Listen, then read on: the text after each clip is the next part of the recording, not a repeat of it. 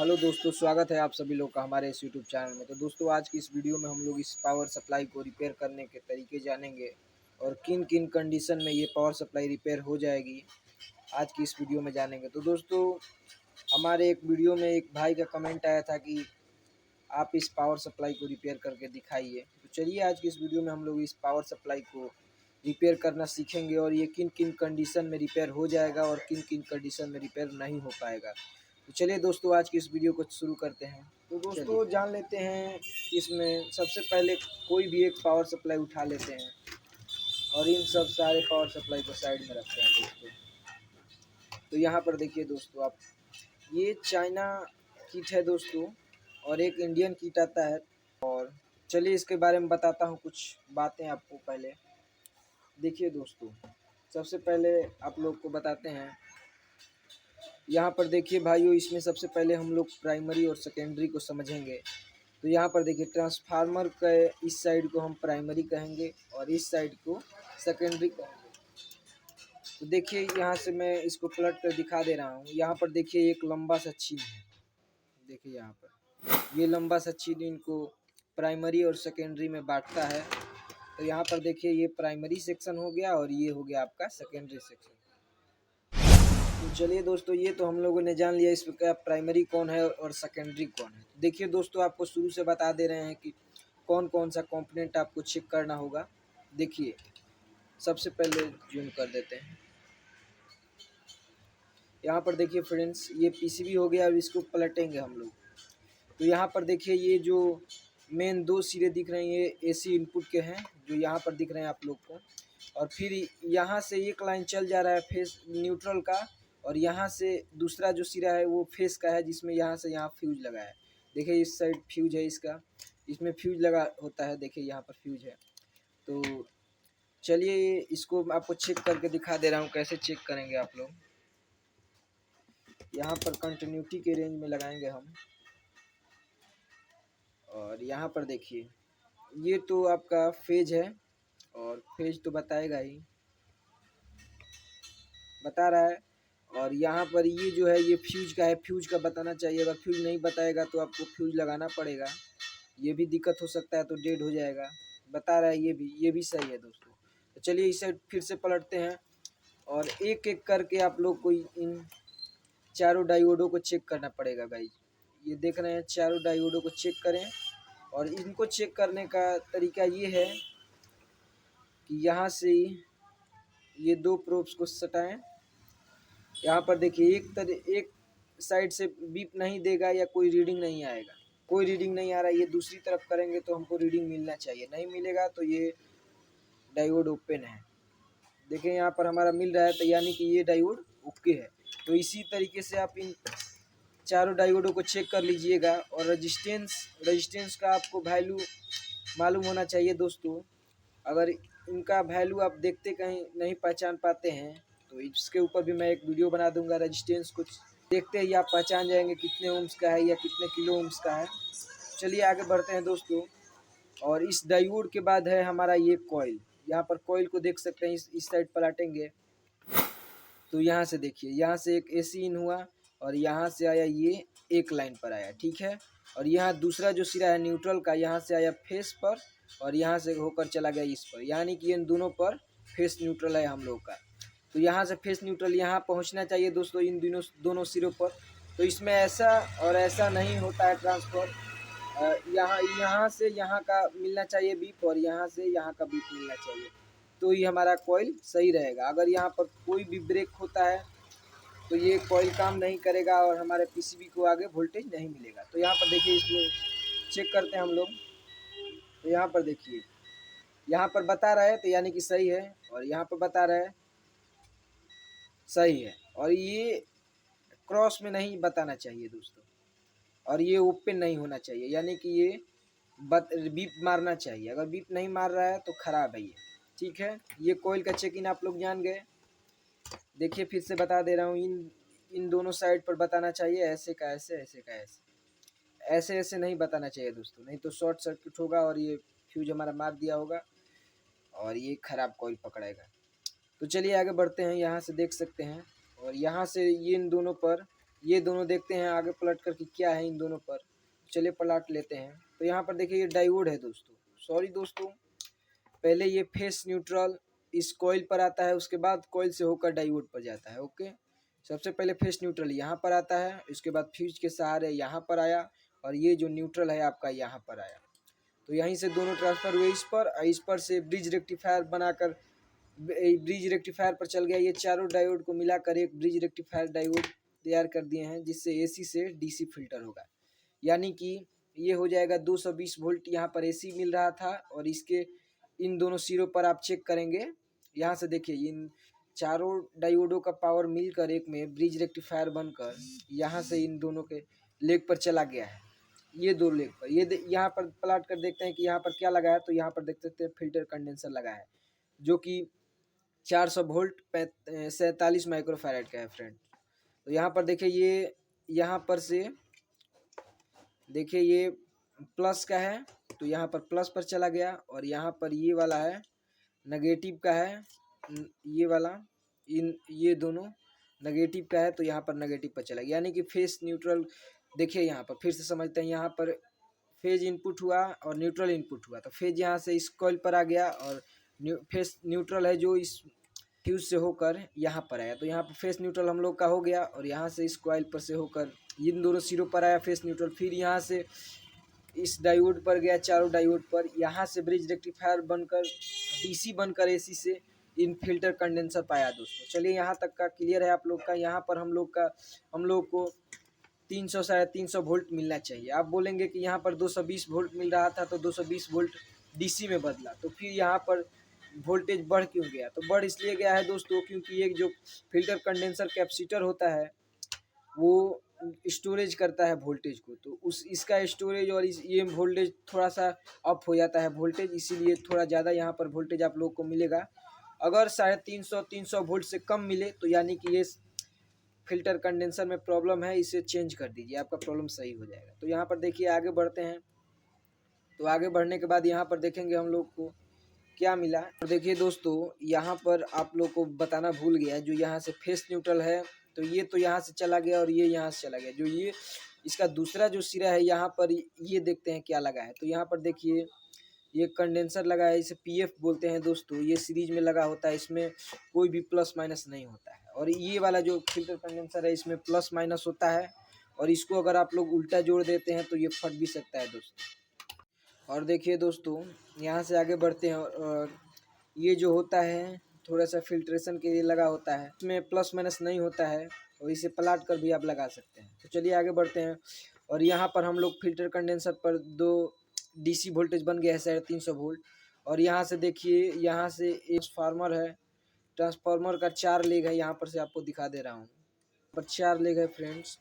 तो ये चारों लेग ट्रांसफार्मर के है। तो एक जो इसमें क्या है, तो ये वाला हम लोग देख लेते हैं। ये इसका यहाँ इसका जो इस साइड का है, इस साइड का लेग जुड़ा है, तो यानी कि ये प्लस साइड है जो ये ट्रांसफार्मर पर चला गया है, ठीक है। और इसके बाद इसका जो दूसरा सिरा है फ्रेंड्स, इसका जो दूसरा सिरा है यहाँ से यहाँ तक देखते हैं क्या लगा है।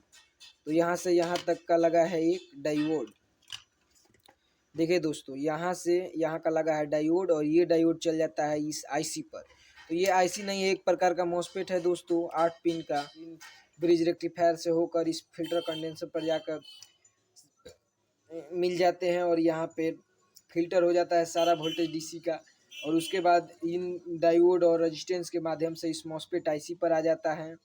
और इस मॉसफेट आईसी जो होता है ये क्या काम करता है दोस्तों, ये स्विचिंग करता है। तो इस ट्रांसफार्मर पर स्विचिंग करके भेजता है, और यहाँ पर दोस्तों ये आईसी स्विचिंग करके इस ट्रांसफार्मर पर भेजती है। और ये ट्रांसफार्मर जो है सेकेंडरी में भेजता है। सेकेंडरी में कहाँ से भेजता है दोस्तों, इन डायोडों के माध्यम से दोस्तों एसी से डीसी बन जाता है, और डीसी बनने के बाद इस फिल्टर कंडेंसरों पर जाता है, और ये अलग अलग वोल्टेज बनाकर यहाँ पर भेजते हैं, जो कि हमें आउटपुट में मिलता है, जो ये कार्ड में जाता है, वीडियो कार्ड में। तो ये देखिए मोटा मोटी ये हो गया।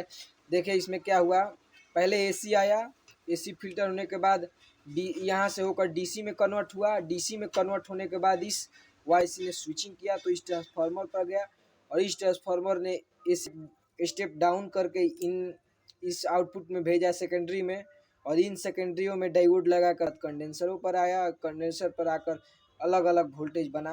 ये अलग अलग डायोड के माध्यम से अलग अलग इस पर वोल्टेज गया, और ये अलग अलग वोल्टेजों से हमें आउटपुट पर वोल्टेज मिलता है। तो यहाँ पर देखिए किन किन वोल्टेज, कौन कौन से वोल्टेज मिलते हैं और इन वोल्टेजों का क्या कार्य होता है। तो देखिए दोस्तों, ये 5 वोल्ट जो होता है हम लोग का 3.3 वोल्ट कन्वर्ट करता है, और ये ग्राउंड होता है। और फिर इसके बाद 12 वोल्ट मिलता है, और ये 12 वोल्ट से हमारा ये कार्य होता है दोस्तों, जो कि हमारा 12 वोल्ट का जो ऑडियो होता है उसमें देने के लिए, जो कार्ड पर जाता है, और यहाँ पर से 12 वोल्ट हम लोग लेते हैं, जिसके लिए हम लोग 6283 IC लगाते हैं, जिससे ऑडियो हमें मिलता है। यहाँ पर आप लोग को मैं दिखा सकता हूँ, यहाँ पर देखिए कुछ इस तरीके से कनेक्टर मिलता है हम लोग को। यहाँ पर स्पीकर कनेक्ट करने के लिए 6283 IC से जाता है, और ये 12 वोल्ट 6283 IC के लिए होता है। और ये जो 3.3 वोल्ट होता है वो कार्ड के डिस्प्ले को चलाने के लिए होता है दोस्तों। जो कार्ड पर आप डिस्प्ले देखते हैं, जो 3, 4, 5 आप रिमोट से भगाते हैं तो ऊपर उस पर लिखा होता है, तो उसके लिए ये होता है। और उसके बाद इसमें 24 वोल्ट भी मिलता है दोस्तों। यहाँ पर देखिए 24 वोल्ट लिखा है। 24 वोल्ट होता है हम लोग का वीडियो दिखाने के लिए। जो ये हम लोग का कार्ड होता है, इस पर 3.3 volt ground, 24 volt, 12 volt ground, फिर 5 वोल्ट, 5 वोल्ट, ये सारे वोल्टेज मिलते हैं दोस्तों। 24 वोल्ट होता है हम लोग का वीडियो के लिए, 12 वोल्ट होता है हम लोग के ऑडियो के लिए, और 3.3 वोल्ट होता है डिस्प्ले के लिए, और 5 वोल्ट होता है 3.3 वोल्ट को कन्वर्ट करने के लिए, जो कि डिस्प्ले को चलाता है। तो ये समझ गए आप, ये हो गया इस पावर सप्लाई के बारे में। और इसके फॉल्ट जानते हैं दोस्तों कि इसमें फॉल्ट क्या आता है। सबसे ज़्यादा होता है फॉल्ट जो आता है इसमें, 70% दोस्तों यही फॉल्ट आता है इसमें, जो कि 3.3 वोल्ट इस कार्ड पर न मिले। 3.3 वोल्ट ना मिलकर घटकर मिलता है इसमें दोस्तों 2.5 वोल्ट, 2.9 वोल्ट, 2.3 वोल्ट, ऐसे कुछ करके वोल्ट मिलता है दोस्तों। अगर इस कार्ड पर 3.3 वोल्ट ये पावर सप्लाई नहीं देगा तो ये डिस्प्ले भी फ्लिकरिंग करेगा, जो जलता है लाल में आगे DTH का। और प्लस में दोस्तों 1 सेकंड देखिए दोस्तों, हमने एक DTH ले लिया है, और DTH लेने के बाद आपको इसमें लाइन में देकर दिखा दे रहा हूँ। देखिए जो यही दो डिस्प्ले होता है दोस्तों, इसी को चलाने के लिए 3.3 वोल्ट होता है, और 24 वोल्ट होता है वीडियो के लिए। जो वीडियो का सॉकेट होता है वो इसमें घुसाता है पिन, और लेफ्ट का इसमें और राइट का इसमें। देख सकते हैं दोस्तों, ये ऑडियो लेफ्ट राइट का है और ये वीडियो का है। तो वीडियो के लिए 24 वोल्ट मिलता है, ऑडियो के लिए 12 वोल्ट, और 3.3 वोल्ट जो इसमें डिस्प्ले जल रहा है इसके लिए होता है। तो और जान गए दोस्तों इसमें क्या क्या होता है, और इस पावर सप्लाई के बारे में वोल्टेजों के डिटेल्स भी मैंने दे दिया है। तो चलिए अब फॉल्ट की बात करते हैं। तो 3.3 वोल्ट जो घटकर हमें 2.9 वोल्ट 3 वोल्ट मिलता है दोस्तों, तो ये घटकर मिलेगा तो हमारे इसमें DTH में क्या फॉल्ट आएगा कि आपका जो सिग्नल है इसमें एंटीने से सही आ रहा है, दूसरा DTH लगा रहे हैं तो पर इस DTH को लगाते हैं तो सिग्नल जो होता है हम लोग को घटकर मिल रहा है। और कई केस में तो ऐसा भी हो जाता है दोस्तों कि सिग्नल एंटीने से फुल है और टीवी में भी सिग्नल फुल दिखा रहा है, फिर भी इसमें जो है आपको वीक सिग्नल की प्रॉब्लम आ रही है, आपके वीडियो में हिचकिचाहट आ रही है। तो इसी के कारण से आता है दोस्तों 3.3 वोल्ट के कम होने के कारण। तो चलिए आगे बढ़ते हैं। और दूसरा जो कारण है दोस्तों, इसका जो ये कारण को आप सॉल्व कैसे करेंगे, इस सारा कारण ये फॉल्ट इस वायर के चलते आता है दोस्तों। जो 3.3 वोल्ट का वायर होता है, समय बीतता है तो ये कमज़ोर हो जाता है, कमज़ोर हो जाने के बाद ये वोल्टेज को ड्रॉप करने लगता है। तो इसके लिए हमारा यही समाधान है, ये आप 3.3 वोल्ट देख रहे हैं दोस्तों, यहाँ से एक वायर लेकर जंपिंग कर इस वाले पॉइंट पर जोड़ दें, जो 3.3 वोल्ट मिलता है यहाँ पर, तो हो जाएगा क्लियर। तो यही जो फॉल्ट है दोस्तों इसमें मिलता है, जो ये 3.3 वोल्ट का वायर अगर कमज़ोर हो जाता है तो 3.3 वोल्ट इसमें नहीं मिलकर थोड़ा सा ड्रॉप होकर मिलता है। इसी की वजह से इसमें सिग्नल का प्रॉब्लम आ जाता है दोस्तों, और ये बार बार ऑन ऑफ भी होने लगता है इसी के कारण 3.3 वोल्ट की जगह से। और ये DTH का जो कार्ड होता है, वीडियो कार्ड, ये हैंग भी करता है 3.3 वोल्ट के मिस होने के कारण, जो कि ड्रॉप हो जाता है 2.9 वोल्ट, 2.8 वोल्ट ऐसे करके मिलने लगता है दोस्तों। तो इसी के कारण इसमें ये दिक्कत आती है सिग्नल का भी, और ये ऑन ऑफ भी होता है और ये हैंग भी करता है दोस्तों। चलते चलते बंद हो जाएगा फिर चालू हो जाएगा। ऐसे करके फॉल्ट आते हैं दोस्तों 3.3 वोल्ट की जगह पर, 3.3 वोल्ट की वजह से। और इसमें बता दे रहे हैं दोस्तों, और ये दूसरा जो प्रॉब्लम आता है दोस्तों मेन, ये पूरा डेड हो जाएगा। इसमें जो है आपको आउटपुट में कुछ वोल्टेज नहीं मिलेगा। और ये जो कारण है दोस्तों, ये 3.3 वोल्ट ये जो आईसी है इसके वजह से आता है, जो ये मॉसफेट लगा है। ये जब स्विचिंग करना बंद कर देगा तो ये ट्रांसफार्मर आउट ही नहीं करेगा, और जब ये आउट ही नहीं करेगा तो हमें आउटपुट में वोल्टेज कोई भी नहीं मिलेगा। तो ये सारा का सारा प्रॉब्लम इस आईसी की वजह से होता है। ये ख़राब जब हो जाता है तो यहाँ साफा हमारा डेड हो जाता है। और इसको रिपेयर करने के लिए हम लोग अगर चाहें दोस्तों तो इस प्रकार के मॉड्यूल का भी प्रयोग कर सकते हैं, पर इन सारे मॉड्यूल को प्रयोग करने से कोई फ़ायदा नहीं है, क्योंकि ये मॉड्यूल थोड़ा महंगे आते हैं और ये जो कार्ड होता है वो सस्ता होता है। तो हमें जो रिपेयर करेंगे वो एक नया ही ले लेंगे, तो इसी कारण कोई रिपेयर इसे नहीं करता है। और ये जो छोटा सा फॉल्ट है दोस्तों, ये 3.3 वोल्ट, इसको आप वायर जोड़कर रिपेयर कर सकते हैं, जो कि यही मोस्टली आता है। तो चलिए आगे बढ़ते हैं और आपको बताते हैं और इसमें क्या दिक्कत हो सकता है।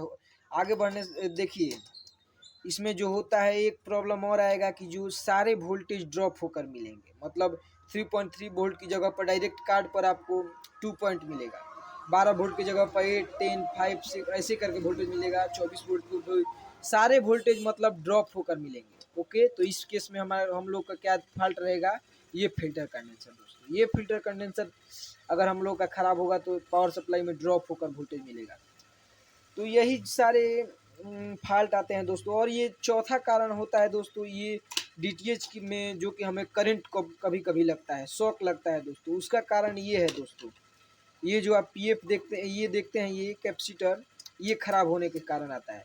देखिए ये क्या इसका कार्य है दोस्तों, देखिए ये यहाँ पर लगा है और एक यहाँ पर और एक यहाँ पर, दो लगा है, सेकेंडरी और प्राइमरी से जुड़ा हुआ है दोस्तों। इसी यही जो लीक हो जाता है, ये शॉर्ट हो जाता है, तो इसी के कारण आता है दोस्तों, या ये इसी के कारण इस डीटीएच में करंट लगने लगता है। आप चाहें तो इस करंट को भगाने के लिए इसको लेग को कट करके हटा भी सकते हैं, या इसकी जगह पर दूसरे पीसीबी से निकाल कर, पावर सप्लाई से निकाल कर यहाँ पर लगा सकते हैं दोस्तों। इससे क्या होगा कि आपका डीटीएच में करंट नहीं लगेगा। इसको अगर चेंज कर देंगे आप, अगर इसको लगा भी देंगे, हटा भी देंगे तो कोई प्रॉब्लम नहीं होगी, बस ये प्रोटेक्शन के लिए लगा होता है, तो और कोई नहीं। और इसमें आपको सारे फॉल्ट के बारे में मैंने बता दिया हूँ। देखिए पहला आपको फिर से विस्तार से बता दे रहा हूँ दोस्तों शॉर्ट में। पहला फॉल्ट आता है इसमें 3.3 वोल्ट ना मिलने के कारण, जो कि सिग्नल के लिए होता है। तो यहाँ से आप वायर जोड़कर इसके फॉल्ट को क्लियर कर सकते हैं। यहाँ से वायर जोड़ के इस कार्ड में दे दीजिए, आपका दिक्कत सॉल्व हो जाएगा। उसके बाद जो इसमें सारे वोल्टेज ड्रॉप होकर मिलते हैं, ये फिल्टर कंडेंसर को चेंज कर दिए, सही हो जाएगा। और ये तीसरा कारण है कि ये जो है आपका लीक हो शॉर्ट हो जाता है, तो आपके डीटीएच में करंट लगने लगता है। तो इसको आप काट कर हटा दीजिए, तो आपके डीटीएच में शॉक नहीं लगेगा। यही था दोस्तों आज की इस वीडियो में। और आज की इस वीडियो को आप लोग को पसंद आई है तो लाइक करें, और चैनल पर नए हो तो सब्सक्राइब करिए, और वीडियो में कमेंट करिए दोस्तों कि आप लोग को ये वीडियो कैसे लगा। तो इसी तरीके की वीडियो पाने के लिए हमारे चैनल को दोस्तों प्लीज़ दोस्तों सब्सक्राइब करिए। और आप लोग वीडियो देखते हैं लाइक नहीं करते हैं, आप लोग लाइक करिए, कमेंट कीजिए और सब्सक्राइब कीजिए। चलिए दोस्तों धन्यवाद। आप लोग को ये कैसा वीडियो लगा बताइएगा ज़रूर। चलिए धन्यवाद।